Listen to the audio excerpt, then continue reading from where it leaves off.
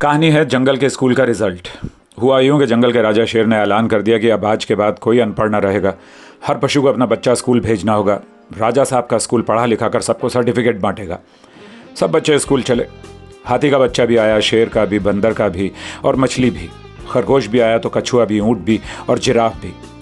First unit test यानी exam हुआ तो हाथी का बच्चा फेल। अब हाथी की पेशी हुई स्कूल में। मास्टरनी बोली, आपने पैदा करके मुसीबत छोड़ दी हो मेरे लिए, औलाद पर ध्यान दीजिए। फेल हो गए हैं जनाब, इनके कारण मेरा रिजल्ट ख़राब होगा। तुम्हारे नालायक बेटे के कारण मेरा रिजल्ट ख़राब हो ये मुझे मंजूर नहीं है। किस सब्जेक्ट में फेल हो गया जी? पेड़ पर चढ़ने में फेल हो गया हाथी का बच्चा। अब क्या करें? ट्यूशन रखाओ, कोचिंग में भेजो। अब हाथी की ज़िंदगी का एक ही मकसद था कि हमारे बच्चे को पेड़ पर चढ़ने में टॉप कराना है।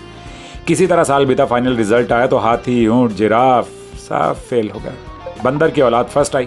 प्रिंसिपल ने स्टेज पर बुलाकर मेडल दिया।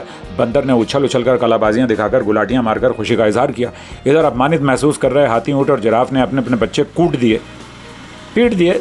नालायक हो, इतने महंगे स्कूल में पढ़ाते हैं तुमको, ट्यूशन कोचिंग सब लगवाएं, फिर भी आज तक तुम पेड़ पर चढ़ना नहीं सीखे। सीखो, बंदर के बच्चे से सीखो, कुछ पढ़ाई पर ध्यान दो।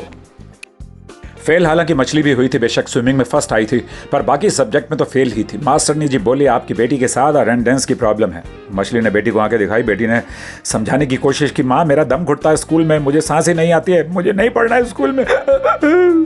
हमारा स्कूल तो तालाब में होना चाहिए ना, हम कोई ज़मीन पर रहने वाले लोग ना थोड़ी हैं। नहीं, ये राजा का स्कूल है, तालाब वाले स्कूल में भेजकर मुझे अपनी बेइज्जती नहीं करानी है। समाज में कुछ इज्जत, रेपुटेशन है मेरी। तुमको इसी स्कूल में पढ़ना होगा, पढ़ाई पर ध्यान दो। हाथी, ऊंट और जिराफ अपने अपने फेलियर बच्चों को कूटते हुए ले जा रहे थे। रास्ते में एक बूढ़े बरगद ने उनसे पूछा, क्यों कूट रहे हो अपने बच्चों को? जिराफ बोला, पेड़ पर चढ़ने में फेल हो गए ये। बूढ़े बरगद ने सबसे पते की बात कही, पर इन्हें पेड़ पर चढ़ना ही क्यों है? उसने हाथी से कहा, अपनी सूंड उठाओ और सबसे ऊंचा फल तोड़ लो। जिराफ, तुम अपनी लंबी गर्दन उठाओ और सबसे ऊंचे पत्ते तोड़ तोड़ कर खाओ।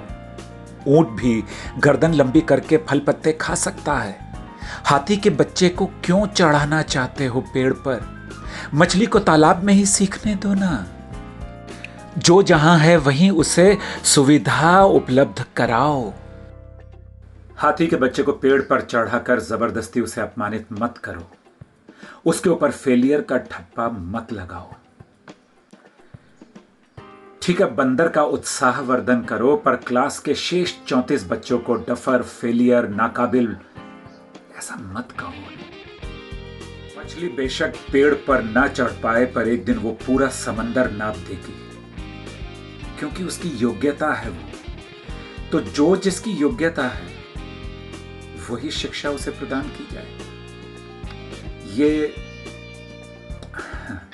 हर माँ बाप को इस विषय में फैसला लेना है। ये नहीं कि जबरदस्ती अपने बेटे को डॉक्टर ही बनाना है या अपनी बेटी को वकील ही बनाना है। जो वो बनना चाहते हैं वही पढ़ाई उन्हें कराओ। सत्यमेव जयते।